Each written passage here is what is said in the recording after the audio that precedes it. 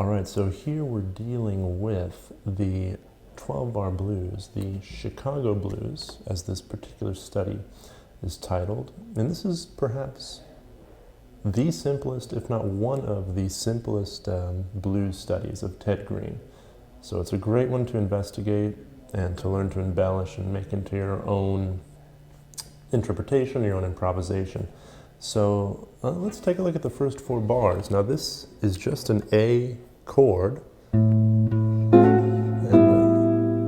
they're calling it an A7 on the page, but you know what we really have here, we've got sort of an A13, you know, like this, but we're doing it with the open A, and dropping that down to the 7, 9, and 5th. So we've really got an A13 to A9, right? And very important with this piece is getting used to this feeling in the thumb, that beat. That feeling. And what I recommend initially, before even going for the melodic improvisations between the chords, can you play the whole form just doing this, right? So the first 4 bars, just that A chord. And then we go to the D chord, and it's very similar, D13 to D9. And on the study, Ted's recommending we fret the D note on the 5th fret of A. But if you like, you can do the open D. And you've got that bar from 7 down to 5. That happens twice. And back to our original A chord. No trouble so far. Good old E chord, and same situation here. We're going from this, and you can fret the E if you want, or do the open E. Either's totally going to be groovy. Down to the D. Now the ending here, this is probably the most challenging moment, right? So it's very old school. You've got your open A, and notice the lines on the D string and the B string are descending, and you're holding on to that top 5th fret of A. You've got this, I grab it with the pinky,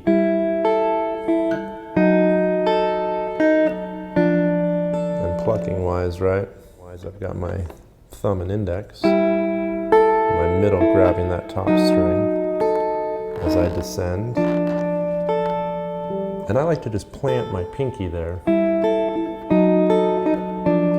Finally, we get down to an A chord, a quick F9, and to just an E5, and this little,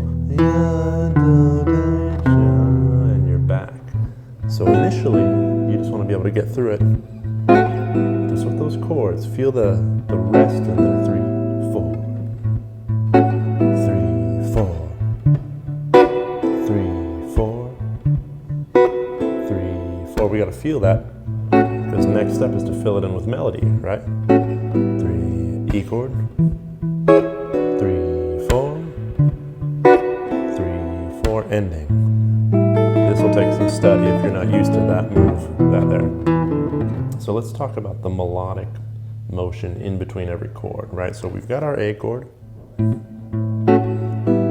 it's all essentially A minor blues or A minor pentatonic.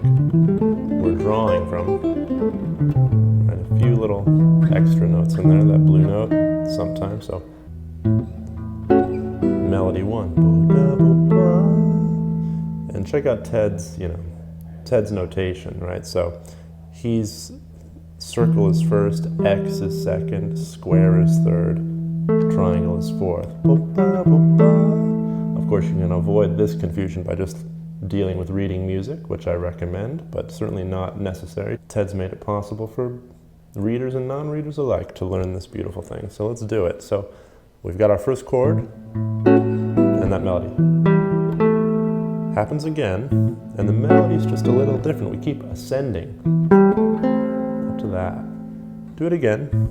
Now this is nice. You've got a chromatic line down to the pinky there on the 3rd fret of E, and then back to the A chord, and it's the same sort of pattern, but moved over, starting on the D string.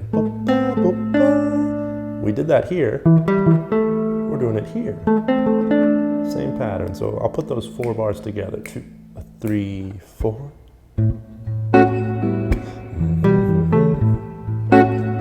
Keep ascending. Chromatic. Same pattern over. Good stuff, right? Next 2 bars, we go to what's called the 4 chord or the D chord. And the melody, same as before. We just did that. Very cool melody here. You've got this starting at the 7th fret of D. Very cool. And Ted even suggests we do that slight bend there, which is totally groovy, totally moody. Back to A. Old school, same melody as before. Almost the same as before. Right, and really we're just drawn from pentatonic. These are all suggestions of Ted. But think, down the road, you just want to be able to put whatever you want in between these chords. You want to be able to put whatever you like. You want to be able to put whatever improvisatory impulse, inclination, energy you like in between these chords, right? So Ted's giving us these very beautiful and, tried and true suggestions that are wonderful to learn. We're learning the idiom, we're learning the phrases, we're learning the language of the blues by learning these little melodies, right? And we learn them so that eventually we can play with them and create our own utterances of the blues in between these chords, right? So remember that we're learning these so that eventually we can create our own, okay? Let me play for you bar 5, 6, 7, 8. That's D, melody, D, cool melody, bend, A. Old school. Here we go. Now here comes bar 9. We're moving to an E chord. And I love this melody. Down to the D chord. More chromatic. This is all contained essentially in your A minor pentatonic or A minor blues / pentatonic sound, this area.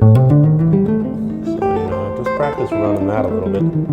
Your fingers should know where they're going. The only time we move is for that E chord. We got down to D. Got this chromatic movement. And here comes the ending.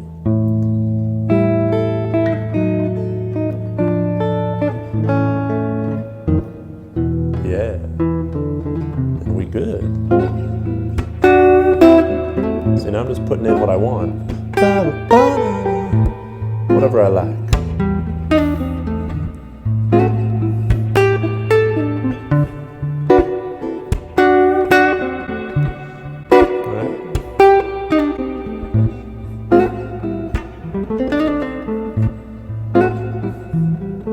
E chord, going with Ted's suggestion, chromatic up,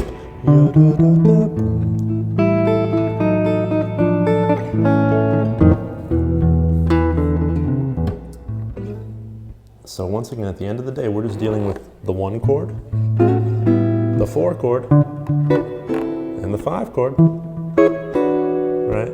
And ways we can essentially, in this particular piece, we're just putting in an improvisatory, magical happenstance in between on beats 3 and 4 of every bar. 1, 2, and improvise.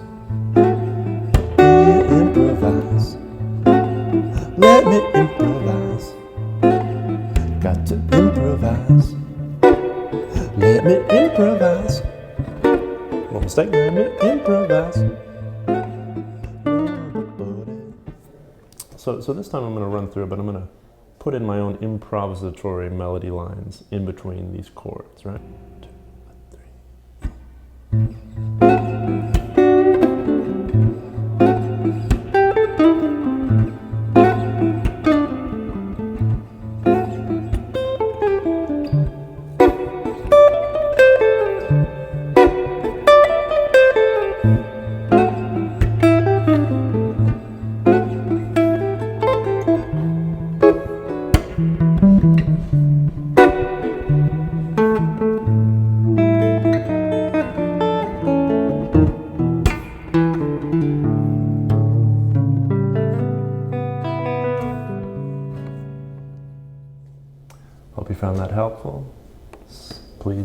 like, subscribe, comment for more information, more music, more TED, more guitar, more harmony, more everything.